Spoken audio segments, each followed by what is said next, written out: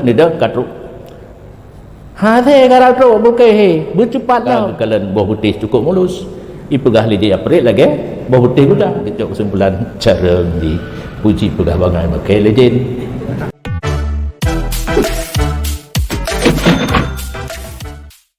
Nah, ingat sejarah putra Balqis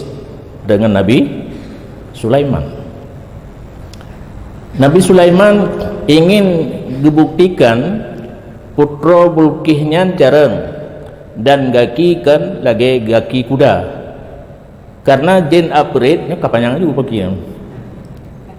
Dipegah bak Nabi Sulaiman ron baik nak kawin dengan putra Balqis. Ji bangai. Padi lagi paguda nyanjin bega han ke patih karena ganya seorang nabi nyo tanya kata patih ju belum nyo kata mengenji kan gena buktikan pertama geumumkan bak jamaah yang hadir sejanggatnya nah yang pakai jin nah yang pakai ayat Quran nah yang jin karena masa Nabi Sulaiman kan jin-jin mengen nabi katanya nyo putra Balqis karak truk lon ingin singgah sana nambung no pak tempat dulu kanyo depi gat thai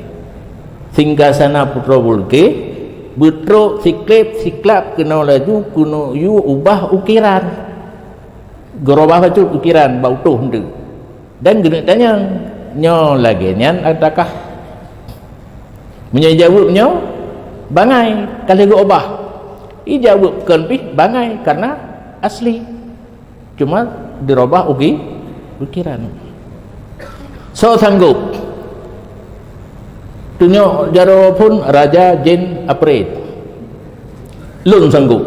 ya jadi na kekuatan dumna trip ke Nabi Sulaiman gelom nebedah nida katruk hate karatro buke bercepatlah tunyo jaro siro ulama yang bernama Asif Barkhia menyolon kan bedah dulu klep mata neklep belum buka katruk kuno yang hanan tupu bahaya gamai ben laken tu tiba-tiba katruk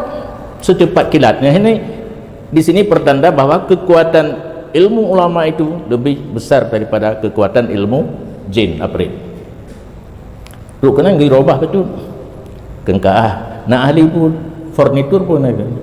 umpu punya nan hati wate tro putra Balqis hino kursi Nabi Sulaiman du nya hina yang di halamannya akuarium besar tiklip-tiklap kana cangguk kana ulia genang kana angkeun iya getuk mengaca putra Balqis gepike iya bibi mungkin sila atu baca baik bulut kagak kalian buah putih cukup mulus ipegah lidia aprit lagi buah putih pula berarti bandua program jin hana betul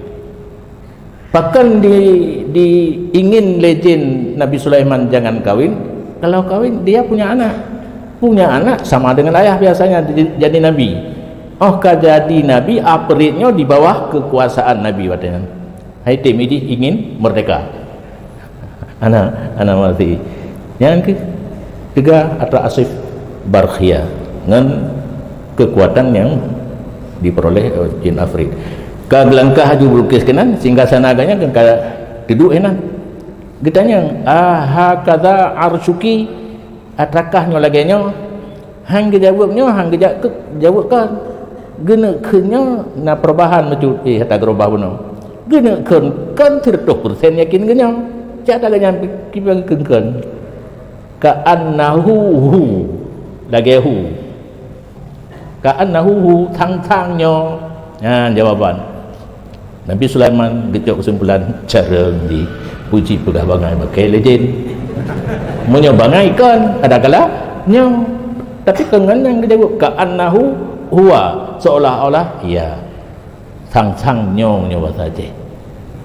kabeh cerita jin